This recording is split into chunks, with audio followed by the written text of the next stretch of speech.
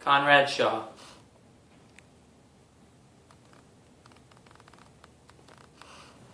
When a man's servant shall play the cur with him, look you, it goes hard. One that I brought up of a puppy. One that I saved from drowning when 3 or 4 of his blind brothers and sisters went to it. I have taught him, even as one would say precisely, that's what I teach a dog. I was sent to deliver him as a present to Mistress Sylvia from your master, and I came no sooner into the dining chamber, but he steps me to a trencher and steals a capon's leg. Oh, 'tis a foul thing when a cur cannot keep himself in all companies. I would have, as one would say, one that takes it upon him to be a dog indeed, to be, as it were, a dog in all things. If I had not had more wits than he, to take the fault upon me that he did, I think verily he had been hanged for it. Surely he had suffered. You shall judge. He thrusts me himself into the company of 3 or 4 gentlemen-like dogs under the Duke's table. He had not been there, bless the mark, a pissing while, but all the chamber smelt him. "Out with the dog!" cries one. "What cur is that?" says another. "Whip him out!" says a third. "Hang him up!" says the Duke. I, having been acquainted with the smell before, goes me to the fellow that whips the dogs. "Friend," quoth I, "mean you to whip the dog?" "Aye, marry, do I," quoth he. "Well, you do him the more wrong," quoth I. "'Twas I did the thing you wot of."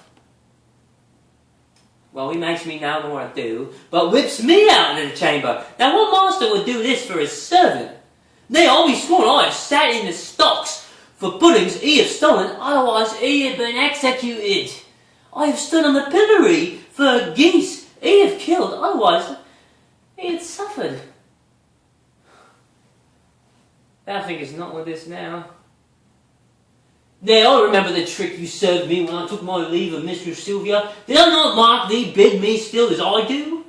Well, when didst thou see me heave up my leg and make water against a gentlewoman's farthingale? Didst thou ever see me do such a trick? I don't care what you say, and I don't care what Harvey says. I'm gonna be first foreman there. That job is gonna be mine. And I'll tell you something else, and I mean this as a warning. If those kids of yours, if those kids give me a hard time, they're gonna find out who's boss, and I mean in one hell of a hurry. You make sure they know that. Now, I'm not taking any crap from anyone. They do what I tell them the first time, or else. The 2 little girls. Why couldn't you have boys? I could take boys to a ball game. I could teach them how to bunt. I ain't met a girl yet who knew how to lay down a good bunt. I'm not going to be running errands for Arlene all the time either. She's a big girl. She can handle herself. I am not an errand boy. You tell her that.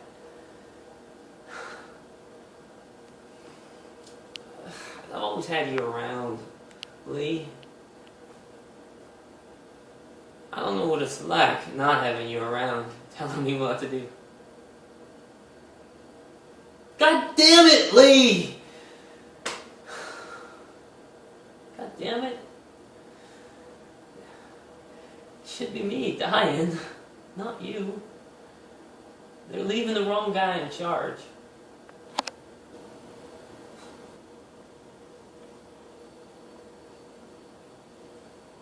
This day is called the Feast of Crispian. He that outlives this day and comes safe home will stand a tiptoe when this day is named and rouse him at the name of Crispian. He that shall live this day and see old age will yearly on the vigil feast his neighbours and say, tomorrow is St. Crispian.